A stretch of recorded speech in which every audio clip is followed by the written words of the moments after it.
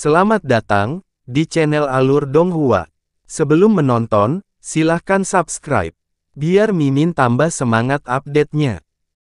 Pada saat ini, banyak pertanyaan muncul di benak Han Li, tetapi pada akhirnya dia tidak menanyakan satu pun. Setelah menenangkan dirinya, dia semakin bingung mengapa si Chuan Kong mengatakan ini padanya. Menurut spekulasi saya, ayah saya pasti merasakan sesuatu setelah saya menyempurnakan Luoza Pipa dengan teknik mistik keluarga saya, dan itulah mengapa dia dapat menggunakan kemampuan spasialnya untuk membawa kita kembali, si Chuan Kong menjelaskan setelah ragu sejenak, dari Han Li. Jadi begitu, Han Li mengangguk sebagai jawaban, dan saat dia hendak mengatakan sesuatu, sebuah pikiran tiba-tiba terlintas di benaknya.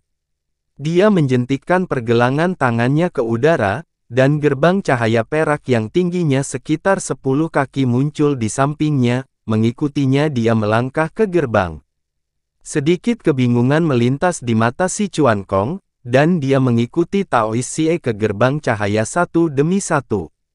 Setelah melewati gerbang cahaya, semua orang memasuki paviliun bambu tempat tinggal surgawi. Han Li segera melihat Weeping Soul Beast tergeletak di tanah di dalam paviliun, dan dia buru-buru menggendongnya. Dia kemudian mulai memeriksa tubuhnya dengan indera spiritualnya. Beberapa saat kemudian, Han Li mengeluarkan pil emas sebelum memasukkannya ke mulut Weeping Soul Beast untuk membantunya menelannya. Setelah menelan pil, Weeping Soul Beast masih tidak sadarkan diri, dan sepertinya tidak ada perubahan sama sekali. "Kakak Li, ada apa dengannya?" Si Chuan Kong bertanya dengan suara ragu. Alis Han Li berkerut erat saat dia menggelengkan kepalanya, dan berkata, "Lukanya tidak parah, dan jiwanya juga tidak terlalu rusak. Dia seharusnya tidak jatuh pingsan. Aku tidak tahu kenapa. Kalau begitu, kenapa kamu tidak memeriksa dantiannya untuk melihat apakah ada sesuatu yang salah?" kata si Chuan Kong menyarankan.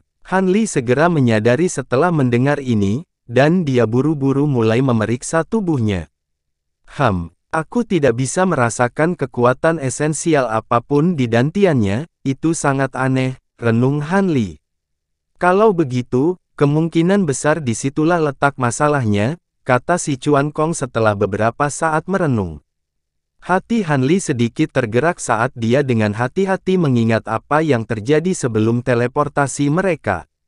Dia merasa bahwa kondisi Weeping Soul Beast saat ini ada hubungannya dengan dis yang tiba-tiba muncul sebelumnya. Namun, dia tidak yakin apakah itu dipengaruhi oleh dis itu atau tidak. "Terima kasih telah mengingatkan saya, Saudara Si. Jika tidak, saya tidak akan dapat menemukan penyebabnya," kata Han Li. "Saya terlalu khawatir bahwa saya dalam keadaan bingung. Hanya saja Saudara Li, apakah Anda tahu bagaimana menghadapi situasi ini?" Si Chuan Kong bertanya. "Saya belum pernah mengalami situasi seperti ini sebelumnya. Jadi, saya tidak tahu harus berbuat apa. Saudara Si, apakah Anda punya ide bagus?" Han Li tersenyum pahit saat berkata. Si Chuan Kong menggelengkan kepalanya dan berkata, "Aku tidak tahu bagaimana cara menyelamatkannya, tetapi jika rekan Taois Li kembali ke kota matahari suci bersamaku, mungkin pendeta tinggi klan kita akan memiliki jalan." Setelah mendengar ini, Han Li tidak langsung menjawab. Sebaliknya, dia jatuh ke dalam pemikiran yang mendalam. "Terlepas dari apakah Saudara Li mau atau tidak, izinkan saya menanyakan satu hal lagi. Apa yang Anda rencanakan setelah ini?" Si Chuan Kong mengajukan pertanyaan lain saat melihat ini. "Saya pikir saya telah kembali ke dimensi abadi, tetapi saya tidak menyangka akan berada di sini. Saya harus memikirkan apa yang harus saya lakukan selanjutnya." Han Li menghela nafas ringan saat berkata, "Sejujurnya, ini adalah tempat terpencil di selatan wilayah suci kita, dan itu disebut Pegunungan 10 Bencana. Alasan mendapat julukan seperti itu adalah karena ada 10 binatang buas yang sebanding dengan kultivator ranah Dewa Surgawi Agung yang tinggal di pegunungan ini, dan mereka telah menyebabkan masalah untuk waktu yang lama. Saudara Li, bahkan jika Anda ingin memikirkan masa depan Anda harus pindah ke tempat lain, kata si Chuan Kong terus terang. 10 binatang buas ranah Dewa Agung. Itu memang menyusahkan. Sejujurnya, aku juga bingung sekarang. Menurut rekan Taois Si, apa yang harus kita lakukan selanjutnya? Han Li terkejut ketika mendengar ini, dan dia merenung sejenak sebelum bertanya. Binatang buas di sini sangat xenofobia.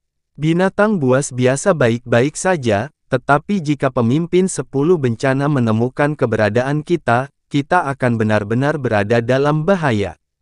Lebih baik kita pergi ke utara dan meninggalkan tempat ini secepat mungkin. Ada sebuah kota megah di bagian paling utara pegunungan 10 bencana, dan merupakan jalur penting untuk melawan invasi binatang buas.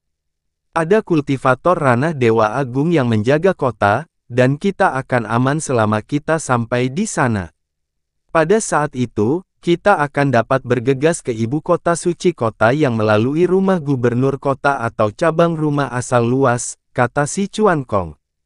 Han Li memikirkannya dan merasa itu masuk akal, jadi dia mengangguk dan setuju. Karena rekan Daois Li telah setuju, mari kita berangkat dengan cepat. Meskipun binatang buas telah mundur untuk sementara, tidak ada yang tahu kapan mereka akan kembali, dan tempat ini tidak dapat dianggap aman, kata si Chuan Kong tidak sabar dengan ekspresi bahagia di wajahnya. Rekan Taois Si, tolong tunggu sebentar. Sebelum kita berangkat, ada yang ingin kutanyakan padamu. Han Li tiba-tiba memanggil si Chuan Kong.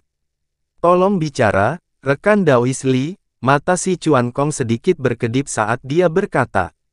Terima kasih telah melindungi saya ketika saya menerobos ranah sebelumnya, tapi saya sedikit bingung.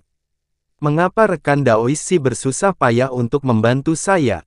Jika rekan Taois Si ingin mengatakan sesuatu, katakan saja. Han Li menatap si Chuan Kong lalu bertanya. Setelah menghabiskan beberapa waktu bersama, dia memiliki gambaran kasar tentang temperamen dan gaya si Chuan Kong dalam melakukan sesuatu.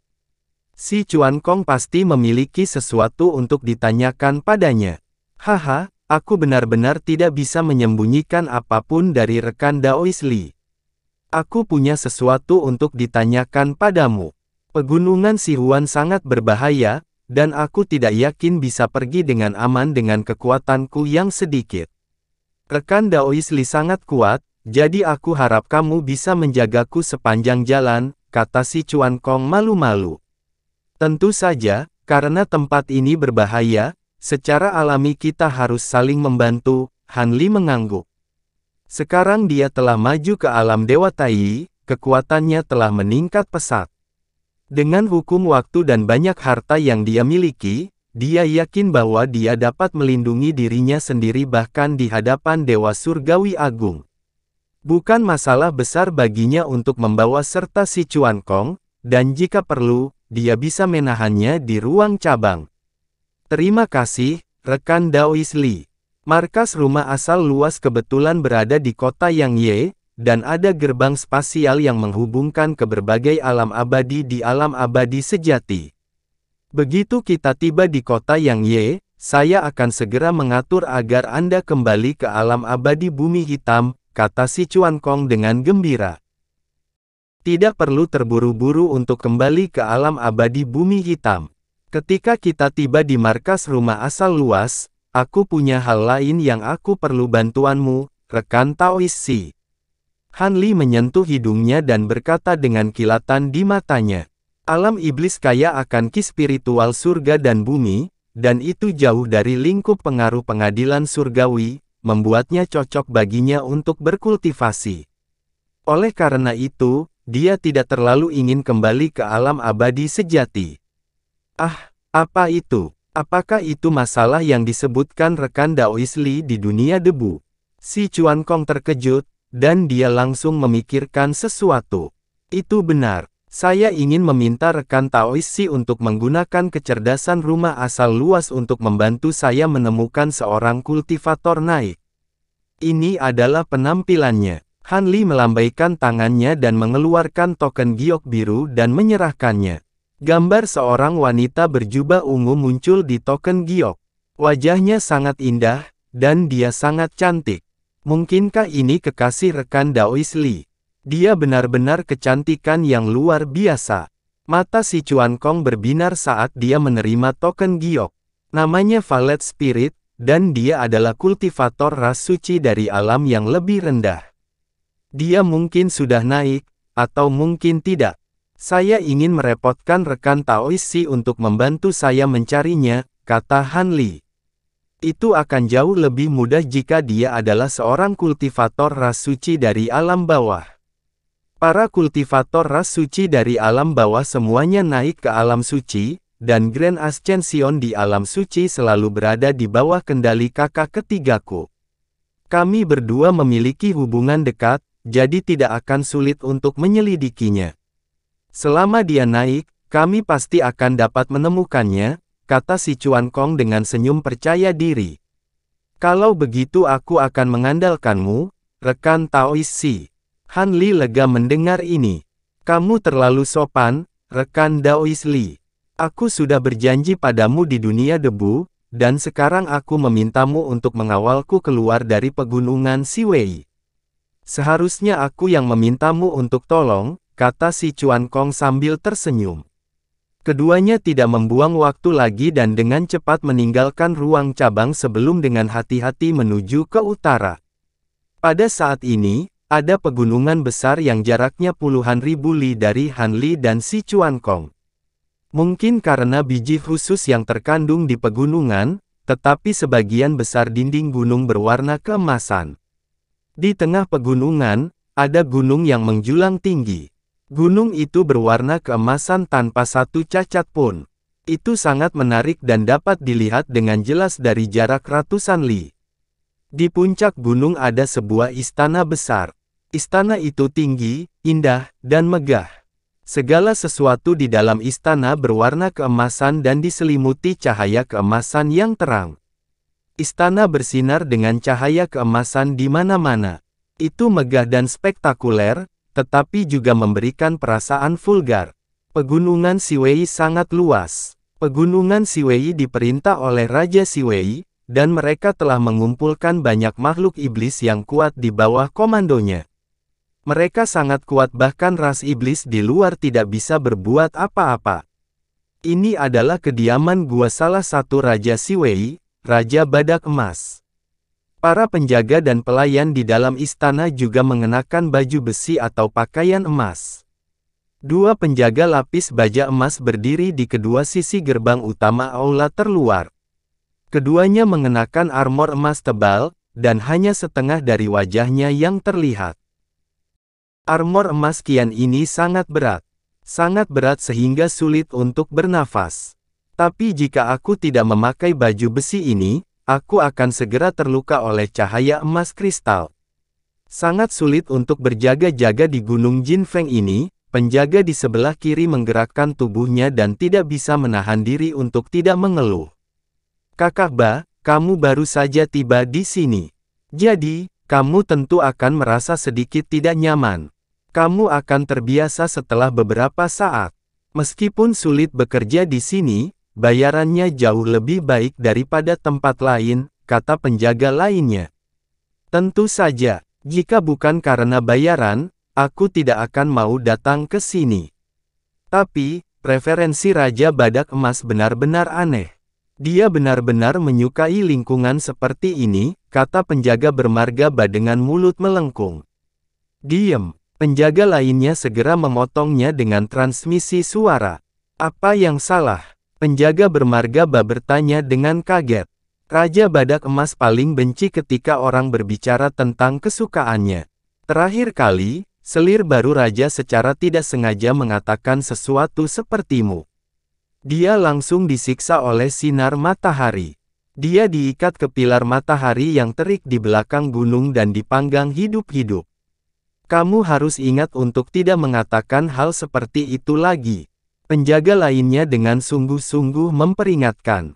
Terima kasih atas saranmu, kakak. Penjaga bermarga terkejut ketika mendengar ini. Dia buru-buru mengungkapkan rasa terima kasihnya dan melihat sekeliling. Di kedalaman kelompok istana ini, ada aula mewah, dan ada seorang lelaki besar seperti bakso berbaring malas di kursi emas besar dengan perut besar. Pria ini memiliki mata yang panjang dan kurus, hidung yang rata, dan mulut yang sangat besar, memberinya penampilan yang sangat mengerikan. Kulitnya berwarna emas gelap, dan samar-samar orang bisa melihat serangkaian pola emas yang berkilauan. Ada dua pelayan wanita berjubah emas berlutut ke samping, berlutut dan memijat tubuh pria itu. Kedua wanita itu sama-sama bertubuh manusia dan berekor ular, dan mereka mengenakan sepasang sarung tangan emas di tangan ramping yang berkilauan dengan cahaya keemasan. Mereka jelas merupakan harta abadi. Saat kedua wanita itu meremas tubuh pria itu, seberkas cahaya keemasan keluar dari sarung tangan, menyebabkan udara di dekatnya berderak saat mereka menekan tubuh pria kekar itu. Ada butir-butir keringat di dahi kedua wanita itu, jelas menunjukkan bahwa mereka mengerahkan seluruh kekuatannya. Tidak buruk. Itu tempatnya. Terapkan sedikit lebih banyak kekuatan. Mata pria kekar itu setengah tertutup, dan dia menunjukkan ekspresi kenikmatan. Kedua wanita ular itu menerapkan kekuatan yang lebih besar setelah mendengar ini. Saat ini, tukang bakso itu tiba-tiba mengangkat alisnya.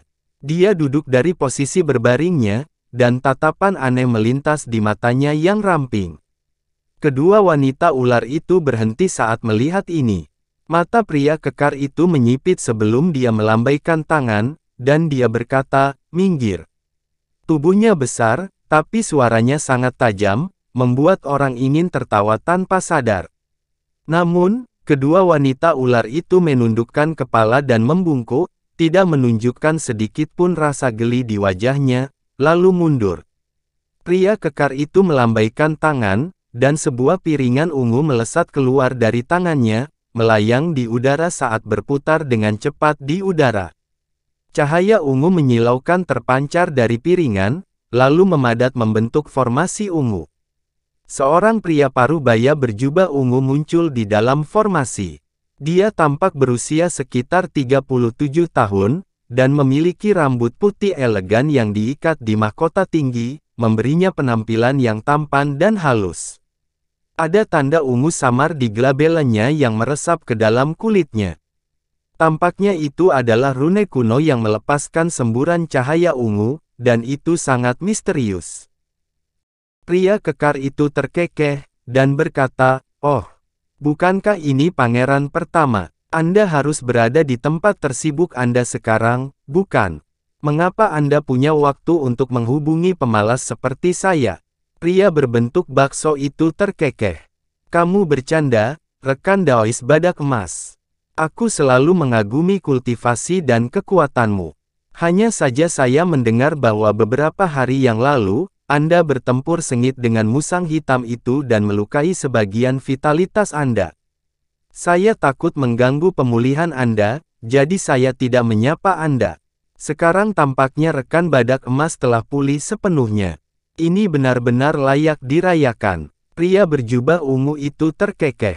Yang mengejutkan, pria bakso ini adalah salah satu dari 10 masalah, Raja Badak Emas, Raja Binatang Buas di alam Dewa Emas. "Pangeran Sulung, mungkinkah kamu datang khusus untuk mengejekku kali ini?" Ekspresi Raja Badak Emas langsung menjadi sangat suram, hampir seolah-olah itu bisa mengikis embun beku dari wajahnya. "Rekan Daois, tolong jangan salah paham. Alasan mengapa rekan Daois kalah dalam pertempuran sebelumnya adalah Mara Golden Body Anda belum mencapai tahap penguasaan. Saya baru-baru ini mendapatkan beberapa buah Dao esensi logam. Mungkin bisa membantu rekan Daois melangkah lebih jauh." Pria berjubah ungu itu berkata dengan ringan. "Buah Dao esensi logam, apakah ini benar?" Raja Badak Emas tiba-tiba berdiri. Cahaya berapi-api melintas di matanya saat dia bertanya dengan agak cemas. Pria berjubah ungu itu tersenyum tanpa mengucapkan sepatah kata pun. "Pangeran Sulung, jika Anda memiliki sesuatu untuk dikatakan, katakan saja. Mengapa Anda mencari saya kali ini?" Raja Badak Emas mendapatkan kembali ketenangannya lalu bertanya. Tidak pernah melelahkan untuk berbicara dengan orang pintar. Saya ingin meminta rekan Daois untuk melakukan sesuatu untuk saya. Setelah selesai, buah Dao esensi logam akan menjadi milik Anda. Jejak niat membunuh melintas di mata pria berjubah ungu itu. Pangeran Sulung, tolong ungkapkan pikiranmu. Raja Badak Emas berkata tanpa ragu. Buat seseorang menghilang dari dunia ini selamanya. Suara pria berjubah ungu itu tenang. Ah, siapa? Raja Badak Emas sepertinya tidak terkejut sama sekali saat mendengar ini. Pria berjubah ungu itu tidak berbicara. Dia mengangkat tangannya dan melambai. Sinar cahaya ungu terbang keluar dari formasi dan mendarat di aula, berubah menjadi layar cahaya ungu. Dua sosok muncul di layar cahaya. Salah satunya memiliki kepala rambut putih keriting dan sepasang mata bersemangat, itu tidak lain adalah Si Chuan Kong. Yang lainnya bertubuh sedang dengan kulit gelap dan berpenampilan biasa, itu tidak lain adalah Han Li. Orang ini, aku ingat dia. Mata Raja Badak Emas berkilat dan jatuh pada Si Chuan Kong.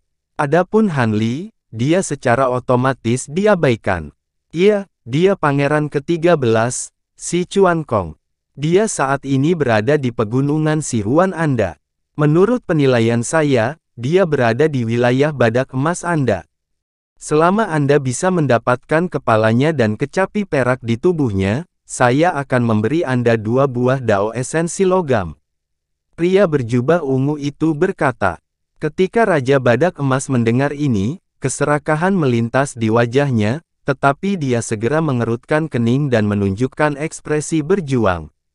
Pangeran Sulung, meskipun aku tergoda oleh buah Dao esensi logam, aku juga mendengar bahwa Si Chuan Kong ini cukup disukai oleh Holy Lord.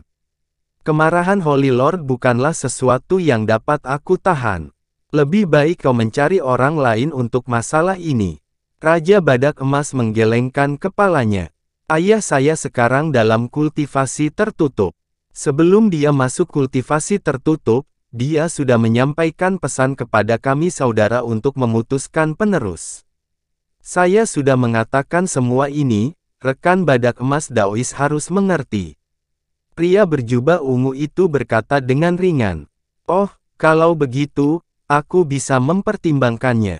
Namun, bawahan Si Chuan Kong tidak lemah. Membunuhnya akan menyinggung banyak orang. Raja Badak Emas berkata perlahan. Haha, Raja Badak Emas, apakah kamu takut menyinggung orang? Pemuda berjubah ungu itu tertawa. Yang mulia, Anda tidak perlu memprovokasi saya. Saya tidak akan tertipu. Jika Anda ingin saya mengambil tindakan, saya bisa. Anda harus membayar 2 buah Dao esensi logam sebagai deposit. Ketika saya mendapatkan kepala dan kecapi yang Anda inginkan, Anda harus memberi saya 2 buah Dao lagi. Kata Raja Badak Emas sambil tersenyum. Seberapa berharganya buah Dao esensi logam? Rekan Daois Golden Rhino meminta terlalu banyak. Ekspresi pria berjubah ungu itu tidak berubah. Masih ada senyuman di sudut mulutnya, tetapi ada sedikit ketidaksenangan. Meminta terlalu banyak, bukan itu masalahnya. Meskipun buah Dao esensi logam sangat berharga, itu tidak layak disebut dibandingkan dengan apa yang diinginkan Yang Mulia. Sejauh yang saya tahu, saudara laki-laki ke-13 Yang Mulia selalu dihargai oleh Dewa Suci. Dia ancaman besar bagimu. Sangat bagus menggunakan 4 buah Dao esensi logam untuk menyingkirkan musuh besar. Saya kebetulan menjadi mitra dagang yang cocok. Raja Badak Emas tersenyum licik. Paling banyak 3, dan aku akan memberikannya kepadamu setelah kamu menyelesaikan tugas. Pria berjubah ungu itu merenung sejenak dan berkata perlahan. Beri aku 1 di muka. Aku tidak akan mengambil tindakan jika aku tidak mendapatkan keuntungan apapun. Raja Badak Emas menggelengkan kepalanya dan berkata dengan tegas. Baiklah, tetapi jika Anda tidak dapat menyelesaikan tugas, Anda tidak hanya akan mengembalikan buah Dao esensi logam ini, tetapi Anda juga harus menambahkan beberapa ganti. Omong-omong, orang di sampingnya seharusnya berada di tahap awal alam Dewa Tai. Pemuda berjubah ungu itu mengangguk dan berkata, "Hehe, dikatakan bahwa si Chuan Kong hanya berada di alam Dewa Emas. Bahkan jika dia memiliki alam Dewa Tai tahap awal sebagai pembantunya, bagaimana saya bisa gagal jika saya mengambil tindakan secara pribadi? Yang mulia, siapkan saja buahnya dan tunggu kabar baiknya."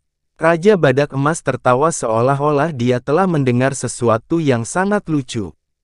"Kalau begitu aku akan menunggu kabar baiknya, rekan Daois," pria berjubah ungu itu berkata, dan dengan lambaian tangannya, sosoknya menghilang dalam sekejap.